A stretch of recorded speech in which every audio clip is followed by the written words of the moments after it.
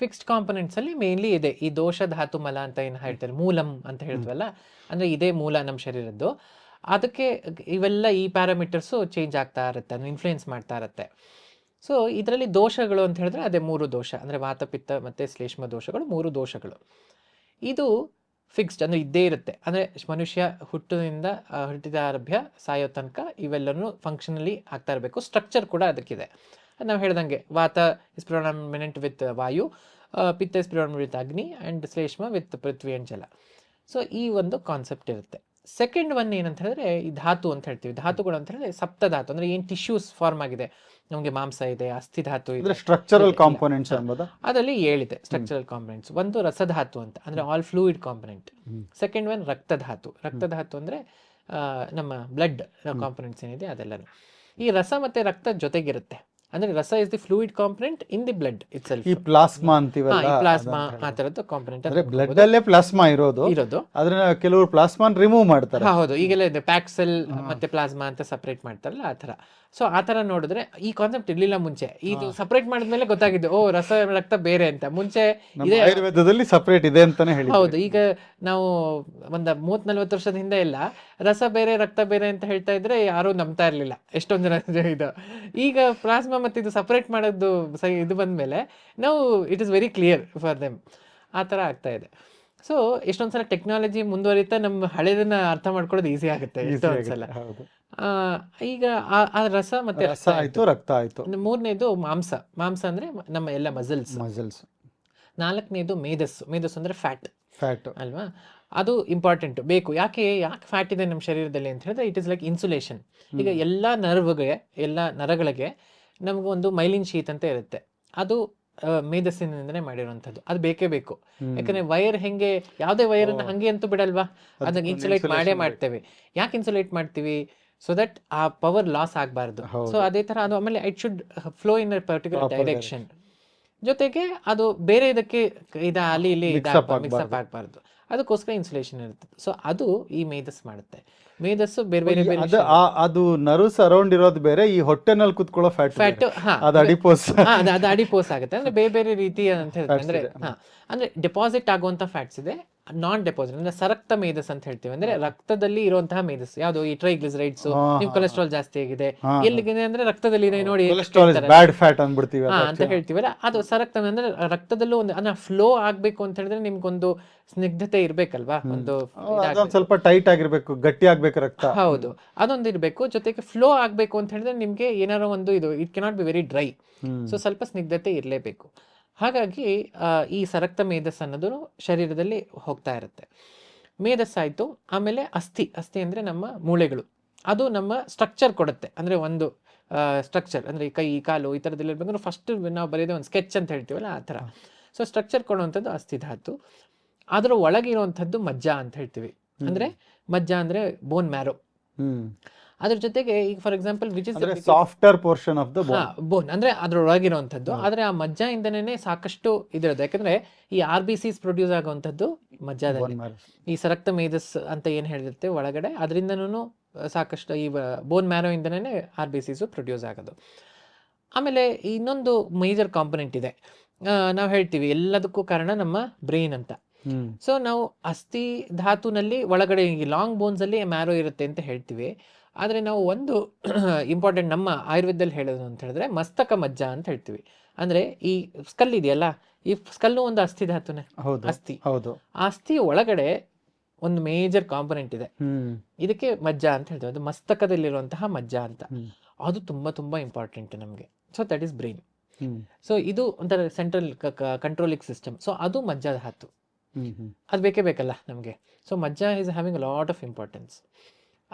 ಅಸ್ಥಿ ಮಜ್ಜ ಮತ್ತೆ ಶುಕ್ರಧಾತು. ಶುಕ್ರಧಾತು ಅಂತ ಹೇಳಿದ್ರೆ ನಮ್ಮ ಮಜ್ಜ ಇಸ್ ಒಂದು ಧಾತು. ಅದು ಇಲ್ಲ ಅಸ್ಥಿ ಬೇರೆ ಮಜ್ಜ ಬೇರೆ. ಅಸ್ಥಿ ಒಳಗಡೆ ಇರುವಂತದ್ದು ಮಜ್ಜ. ಸೊ ಬ್ರೈನ್ ಇಸ್ ಆಲ್ಸೋ ಇಲ್ಲೂ ಒಳಗಡೆ ಇದೆ, ಬ್ರೈನ್ ಒಳಗಡೆನೂ ಇದೆ, but it is common. Skull ಒಳಗಿರುವಂತದ್ದು, ಸ್ಕಲ್ ಇಸ್ ಅಸ್ಥಿ ಅಲ್ವಾ, ಹಾಗಾಗಿ. ಅದಾದ್ಮೇಲೆ ನಮ್ಗೆ ಬರುವಂತದ್ದು ಸ್ಪರ್ಮ್, ಅಂದ್ರೆ ಈ ಶುಕ್ರಧಾತು ಅಂತಂದ್ರೆ ರೀಪ್ರೊಡಕ್ಟಿವ್ ಸಿಸ್ಟಮ್. ಆ ರೀಪ್ರೊಡಕ್ಟಿವ್ ಸಿಸ್ಟಮ್ಗೆ ನಾವು ಶುಕ್ರಧಾತು ಅಂತ ಹೇಳ್ತೀವಿ. ಸೊ ಈ 7 ಧಾತುಗಳು ಏನಿದೆಯಲ್ಲ, ದೀಸ್ ಆರ್ ಸ್ಟ್ರಕ್ಚರಲ್ ಕಾಂಪೊನೆಂಟ್ಸ್. ಎಲ್ಲ ಮನುಷ್ಯನಲ್ಲೂ ಇರುತ್ತೆ. ಅಂದರೆ ಇದಾಗಿರ್ಬೋದು, ಸ್ತ್ರೀ ಆಗಿರ್ಬೋದು, ಪುರುಷ ಆಗಿರ್ಬೋದು. ಸ್ತ್ರೀಯರಲ್ಲಿ ಈ ಶುಕ್ರಧಾತು ಅಂತ ಹೇಳಿದ್ರೆ ಅದು ಆರ್ತವ, ಅಂದರೆ ಈ ಮೆನ್ಸ್ಟ್ರಲ್ ಕಾಂಪೊನೆಂಟ್ಸ್ ಅಂತ ಏನಿರುತ್ತೆ, ಅಂದರೆ ಯುಟ್ರಸ್ ಇರುತ್ತೆ, ಇದು ಅದರ ಆರ್ಗನ್ ಸಿಸ್ಟಮ್ ಸ್ವಲ್ಪ ಬೇರೆ ಥರ ಇರುತ್ತೆ. ಪುರುಷನಲ್ಲಿರೋ ಆರ್ಗನ್ ಸಿಸ್ಟಮ್ ಬೇರೆ. ಇದು ಎರಡೇ ವ್ಯತ್ಯಾಸ, ಒಂದೇ ವ್ಯತ್ಯಾಸ ಅಂದರೆ ಈ ಧಾತುನಲ್ಲಿ ಮಾತ್ರ ನಮಗೆ structure and functional entity is a little different. ಯಾಕೆಂದರೆ ಅದರ ಕರ್ಮ ಆ ಥರ ಇದೆ, ಅದಕ್ಕೋಸ್ಕರ. ಇದು ಒಂದು ಧಾರಣೆ ಮಾಡುತ್ತೆ, ಇನ್ನೊಂದು ಪೋಷಣೆ ಮಾಡುತ್ತೆ, ಅದಕ್ಕೋಸ್ಕರ. ಸೊ ಆ ರೀತಿ ಇರೋದ್ರಿಂದ ಹಂಗಿದೆ. ಸೊ ಈ 7 ಕಾಂಪೊನೆಂಟ್ ಇರೋದು ತುಂಬ ತುಂಬ ಇಂಪಾರ್ಟೆಂಟ್ ನಮಗೆ. ಅಂದರೆ ಇದು ಸರಿಯಾದ ರೀತಿಯಲ್ಲಿ ಇರಬೇಕು, ಅಂದರೆ ಸರಿಯಾದ ಪ್ರಮಾಣದಲ್ಲಿ ಇರಬೇಕು. ಇದು ಹೆಚ್ಚು ಅಥವಾ ಕಡಿಮೆ ಆಗ್ತಾ ಇದೆ ಅಂತ ಹೇಳಿದ್ರೆ ಅವಾಗ ನಮಗೆ ಇದರಿಂದನೂ ರೋಗ ಬರುತ್ತೆ. ಯಾಕಂದ್ರೆ ಸ್ಟ್ರಕ್ಚರಲ್ ಕಾಂಪೊನೆಂಟ್ ಜೊತೆ ಈಗ ಒಂದು ಜನಕ್ಕೆ ಈಗ ಅಸ್ಥಿ ಧಾತು ಕ್ಷಯ ಆಗ್ತಾ ಇದೆ ಅಂತ ಹೇಳಿದ್ರೆ ಆಸ್ಟಿಯೋಪೋರೋಸಿಸ್ ಬರುತ್ತೆ, ಇದಾಗತ್ತೆ.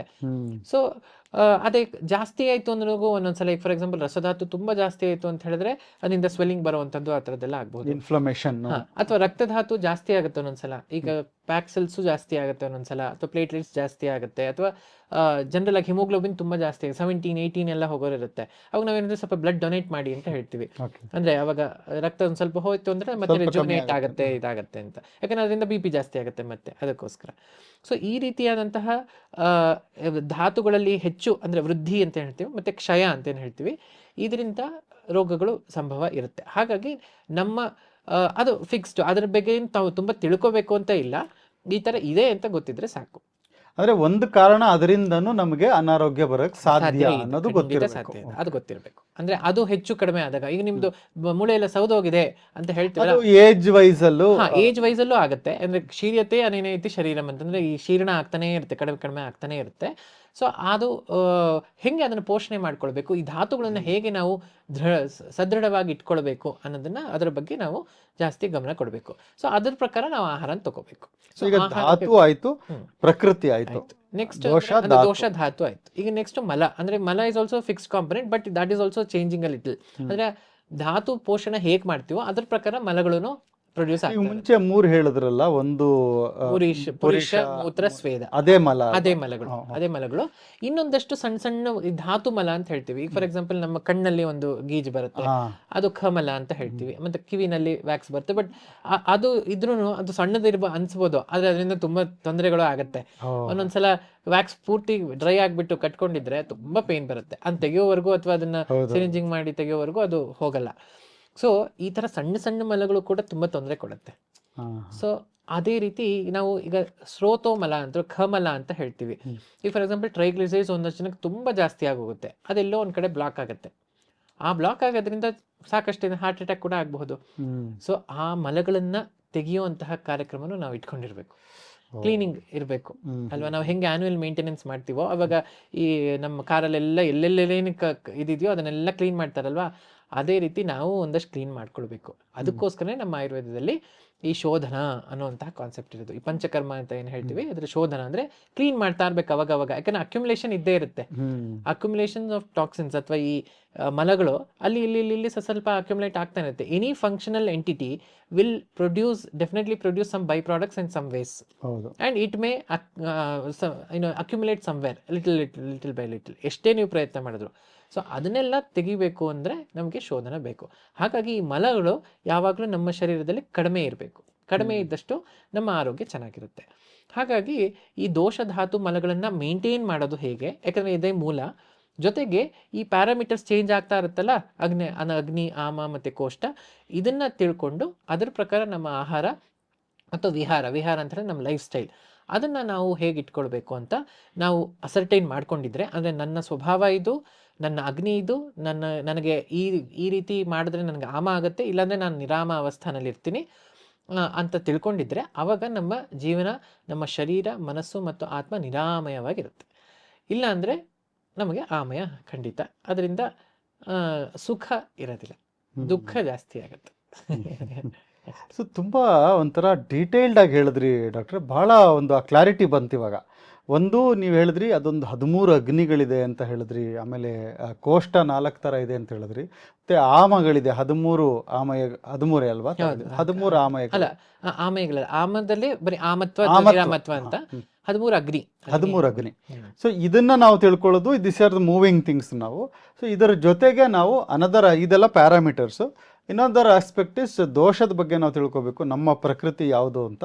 ಆ ದೋಷದ ಜೊತೆಗೆ ನಾವು ಧಾತು ಅಂದರೆ ನಮ್ಮ ಅದರಿಂದ ಏನಾದರೂ ಪ್ರಾಬ್ಲಮ್ ಬಂದಿದೆಯಾ ಅಂತ. ಸೊ ಮಲಗಳು ಅದರಿಂದ ಏನು ನೀವು ಸಣ್ಣ ಸಣ್ಣದು ಇದ್ರ ಮಲಗಳು ಹೇಳಿದ್ರಿ.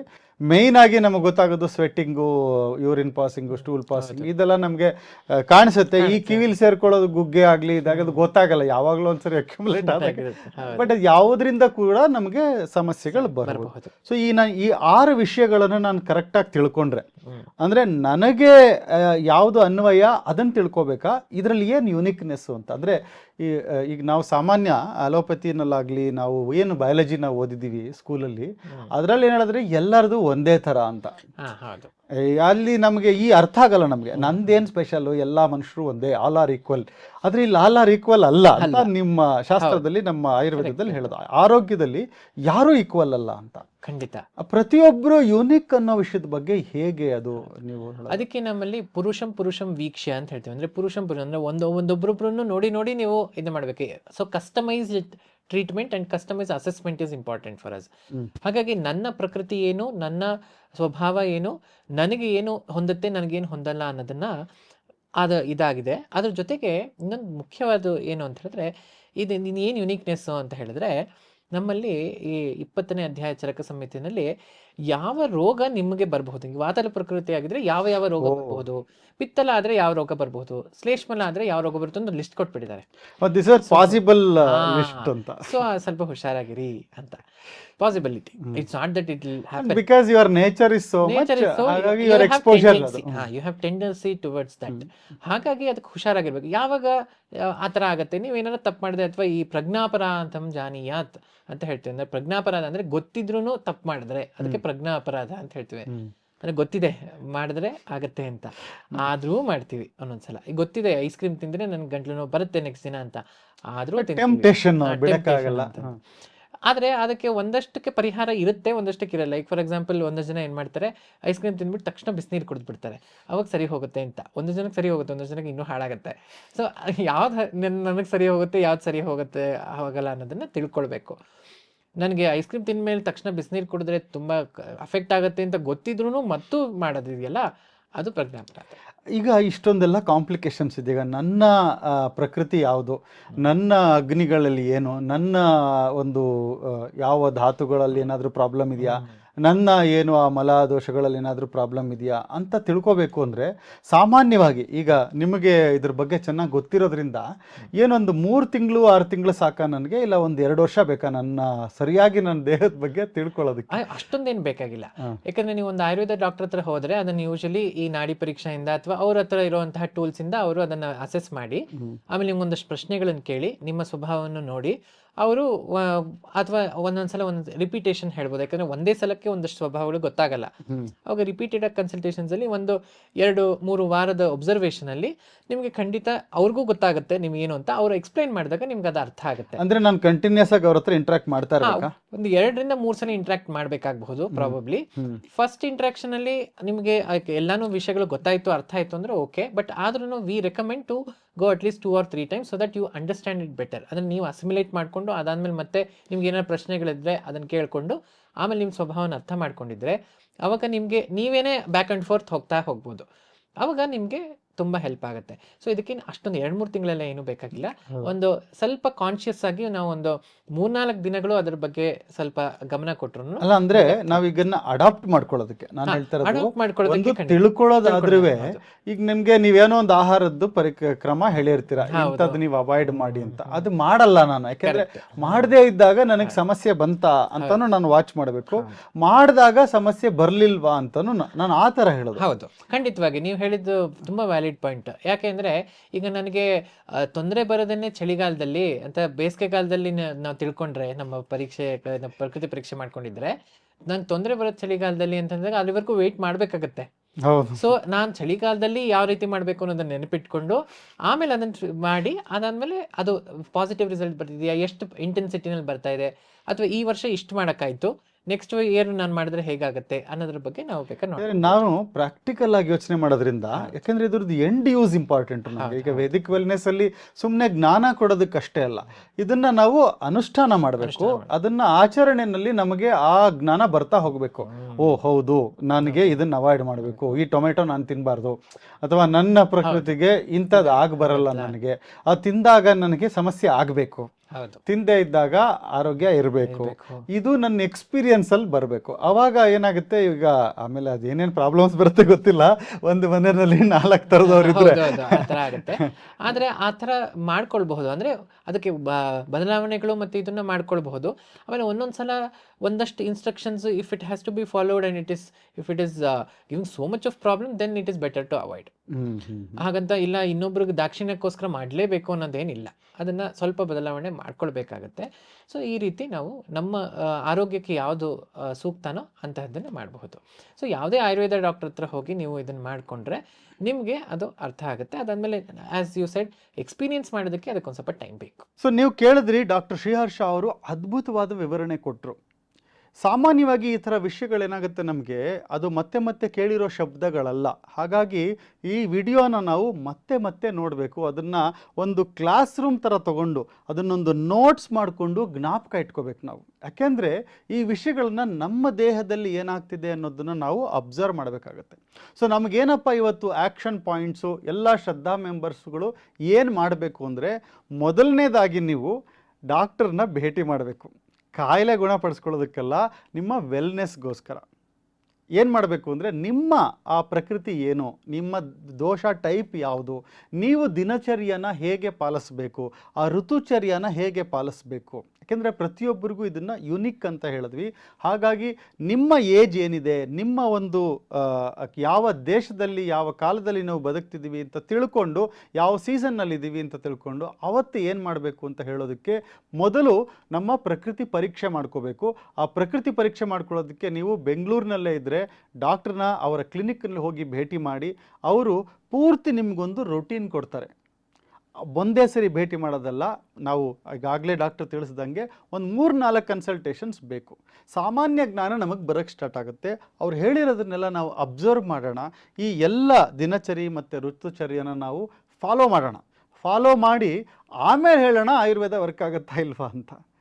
ಯಾಕೆಂದರೆ ಇದು ಋಷಿ ಪರಂಪರೆಯಿಂದ ಬಂದಂಥದ್ದು, ಇದು ಖಂಡಿತ ಕೆಲಸ ಆಗುತ್ತೆ. ನಮ್ಮ ಆರೋಗ್ಯ ಅದ್ಭುತವಾಗಿ ಇಂಪ್ರೂವ್ ಆಗೋದ್ರಲ್ಲಿ ಯಾವುದೇ ಥರದ ಸಂಶಯ ಇಲ್ಲ. ಆದರೆ ನಾವು ಸರಿಯಾಗಿ ಅದನ್ನು ಅರ್ಥ ಮಾಡ್ಕೊಳ್ತೀವ ಇಲ್ವಾ ಅನ್ನೋದೇ ಮುಖ್ಯ ಆಗುತ್ತೆ. ನಮಗೆಲ್ಲರಿಗೂ ಬೇಕಾಗಿರೋದು ಇದು ಹೆಲ್ತು. ಇದನ್ನು ನಾವು ಹೆಚ್ಚಿಸ್ಕೊಳ್ಳೋಣ. ಈ ಹೆಲ್ತನ್ನು ಹೆಚ್ಚಿಸ್ಕೊಳ್ಳೋದಕ್ಕೋಸ್ಕರ ಅದು ನಮ್ಮ ಭಾರತೀಯ ಪರಂಪರೆಯ ಶುದ್ಧ ಸತ್ವದ ಮೂಲಕ, ಆಯುರ್ವೇದದ ಜ್ಞಾನದ ಮೂಲಕ, ಪ್ರಾಣಯಜ್ಞದ ಮೂಲಕ ಮಾಡ್ಕೋಬೇಕು ಅಂದರೆ ಈ ಶ್ರದ್ಧಾ ಸರ್ಕಲ್ ಮೆಂಬರ್ಶಿಪ್ ಇರೋದೇ ನಮ್ಮ ಆರೋಗ್ಯವನ್ನು ಹೆಚ್ಚಿಸ್ಕೊಳ್ಳೋದಕ್ಕೆ. ಹಾಗಾಗಿ ಇನ್ನೂ ಹೆಚ್ಚು ನಿಮ್ಮ ಸ್ನೇಹಿತರಿಗೆ, ಕುಟುಂಬದವರಿಗೆ ಎಲ್ಲರಿಗೂ ಈ ಶ್ರದ್ಧಾ ಸರ್ಕಲ್ನ ಜಾಯಿನ್ ಆಗೋಕ್ಕೆ ತಿಳಿಸಿ. ಯಾಕೆಂದರೆ ನಾವು ಪ್ರಾಕ್ಟೀಸ್ ಮಾಡೋದು ಇಂಪಾರ್ಟೆಂಟು. ಸೊ ಶ್ರದ್ಧಾ ಸರ್ಕಲ್ ಇರೋದೇ ಬರೀ ಜ್ಞಾನಕ್ಕೋಸ್ಕರ ಅಲ್ಲ, ಅದನ್ನು ಆಚರಣೆಯಲ್ಲಿ ತರೋದಕ್ಕೆ. ನಾವು ಯಾವಾಗ ಆಚರಣೆಯಲ್ಲಿ ತರ್ತೀವಿ ಅದು ಹೆಲ್ತ್ ಅನ್ನೋದೊಂದು ಸೆಲೆಬ್ರೇಷನ್ ಆಗಬೇಕು. ಜೀವನದ ಪ್ರತಿ ಕ್ಷಣನೂ ನಾವು ಎಂಜಾಯ್ ಮಾಡೋ ಥರ ಆಗಬೇಕು. ಹಾಗಾಗಿ ಹೆಚ್ಚು ಜನರನ್ನು ಶ್ರದ್ಧಾ ಸರ್ಕಲ್ಗೆ ಸೇರಿಸಿ. ಶುಭ ಸಂಜೆ.